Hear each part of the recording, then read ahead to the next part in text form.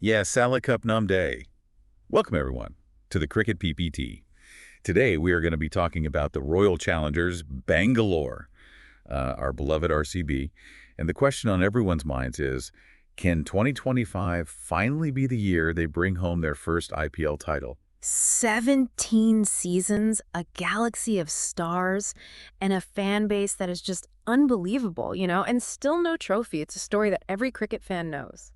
Yeah, when you look at the names, the legends who've worn the RCB jersey, it's actually kind of shocking they haven't won an IPL. Right, like how have they not done this yet? Exactly. And, those close calls they've had just make the wait even more intense. It feels like every season the expectations just keep getting bigger and bigger. Oh, absolutely. The buzz around this upcoming season is huge. And I think the change in leadership with Rajat Patidar as captain is a big part of that. You think that's the key? Like, could his captaincy be what finally pushes them over the edge? Well, it's hard to say for sure. Leadership in the IPL is a different beast, especially for a team like RCB with such passionate fans. You need to be tactically strong, but you also need to be able to inspire the team and handle the pressure. Patidar is definitely talented, but this is a big test for him. Okay, so let's rewind a bit before the auction. RCB made some smart moves by retaining three key players. Virat Kohli, the king himself, Rajat Patidar, their new captain, and Yash Dayal, the left-arm pacer. What do you make of those choices? Those are rack-solid retentions. I mean, Kohli is just irreplaceable. He's the heart of their batting. His experience and consistency are so valuable. And then going with Patidar as captain shows they have a lot of faith in him, not just as a batsman, but as a leader. And Dayal gives them a different dimension with his left-arm pace. Yeah, it's important to have that variety in your bowling attack, especially against teams with a lot of right-handed batsmen. Exactly. And with those retentions, they still had a ton of money to spend in the auction. Like a massive 83 crore rupees, the second biggest purse of any team. That tells you they were serious about making some big moves. Oh, yeah. They meant business with that kind of cash. Yeah. They could really target the players they needed. It's huge. That kind of flexibility means you're not scrambling to fill gaps. Yeah. You can really build a team with a specific plan in mind. And speaking of plans, we actually saw some behind-the-scenes footage of Dinesh Karthik working on auction strategies with Mo Bobat. I mean, that shows how much thought goes into building an IPL team. Yeah, Karthik is such a smart cricket mind. His experience as a player and his understanding of the game are so valuable to have in those planning sessions.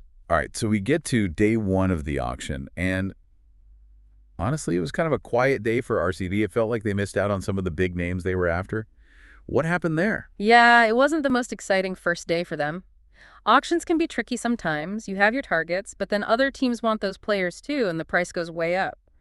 RCB probably had to be disciplined and stick to their budget. Yeah, you can't chase every player no matter how much you want them. Right. It's easy to get caught up in the moment, but you need to have a clear strategy and stick to it. Then day two comes around and bam, RCB comes out swinging.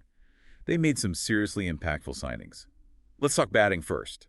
They bring in Liam Livingstone, this explosive all-rounder, and then Phil Salt, the wicket-keeper batsman.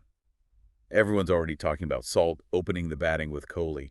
What do you think of those additions? Those are huge pickups. Livingstone brings so much power to the middle order. He can clear the boundaries with ease, especially at Chinnaswamy.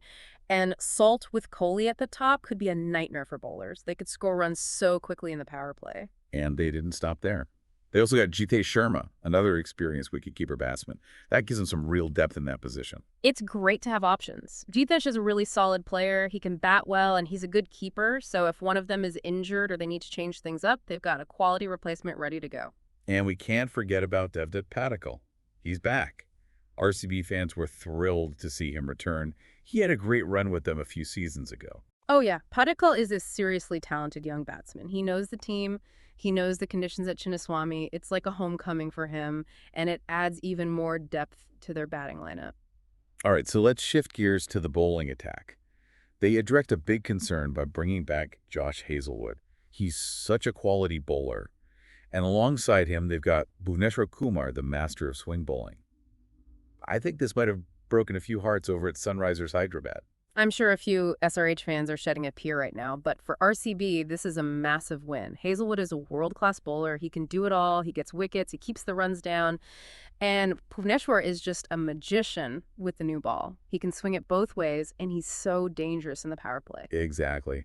Early wickets are so crucial in T20 cricket, and those two can deliver them. And they didn't just focus on experience. They also added Suyash Sharma, a young spinner who's got a lot of potential. Yeah, and they brought in Krunal Pandya, too. He's a veteran all-rounder with tons of IPL experience. He can bat, he can bowl.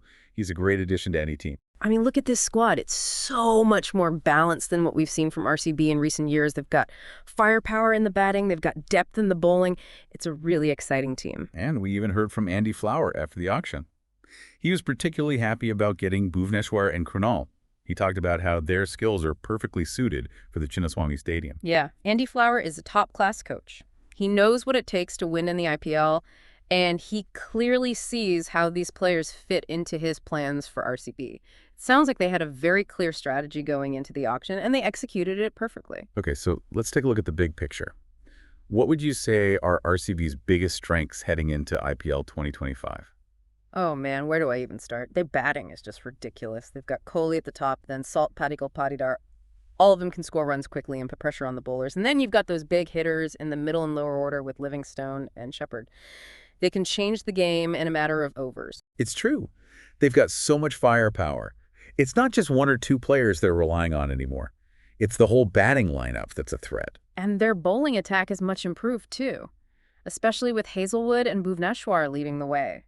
They've got the experience, the skills, the variety. It's a well-rounded attack. And for the first time in a long time, they've got some really good all-rounders. Livingstone, Krunal, Pandya, Jacob Bethel.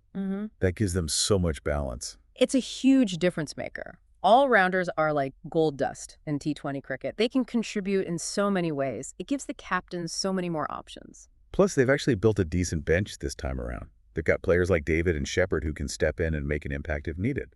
That's what you want to see. A strong bench means you're not panicking if someone gets injured or you need to change the team around. It shows they've got depth in every department. But even with all these positives, are there any potential weaknesses or concerns for RCB? Like what could hold them back this season? Well, Patidar's captaincy is still a bit of an unknown. He's got talent, for sure. But leading a team like RCB in the IPL is a huge pressure cooker. It'll be interesting to see how he handles that pressure and those tough decisions that come with captaincy. Right. It's a big step up for him. He's shown what he can do with the bat, but now he's got this whole other responsibility on his shoulders. Another thing to watch is their finishing. I mean, they've got some big hitters, but can they consistently score those crucial runs in the last few overs of an innings? Can they close out games effectively? That's something they need to prove. Yeah, that's a good point. And I think Josh Hazelwood's fitness is always a bit of a concern. He's such a key player for them. Yeah. But he's had his share of injuries in the past.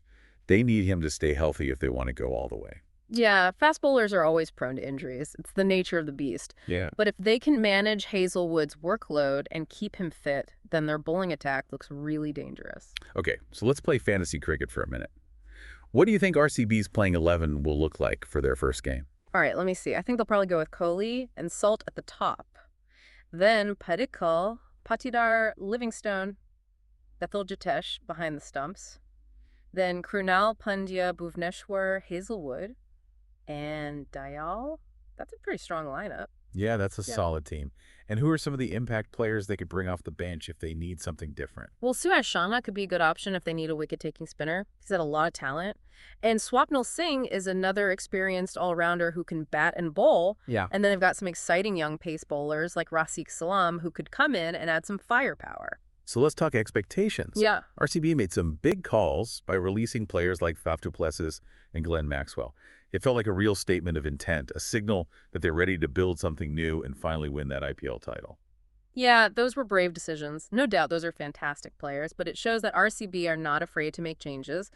They're looking to the future and building a team that can win not just this year, but for years to come. And the RCB fans are loving it. There's so much buzz around this team. Everyone's hoping that this is the year they finally break through and lift that trophy. After all these years of heartbreak, the fans deserve it. And this team has the potential to make it happen. They've got the players, the experience, the balance. Now it's just about putting it all together on the field. It really feels like this could be their year. You know, they've got a new captain, a new energy, and a new determination to win. Yeah. And with this squad, who knows?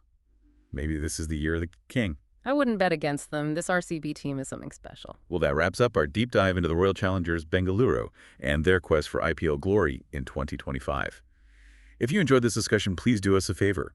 Like the video, leave a comment, share it with your friends, and of course, subscribe to our channel for more cricket content.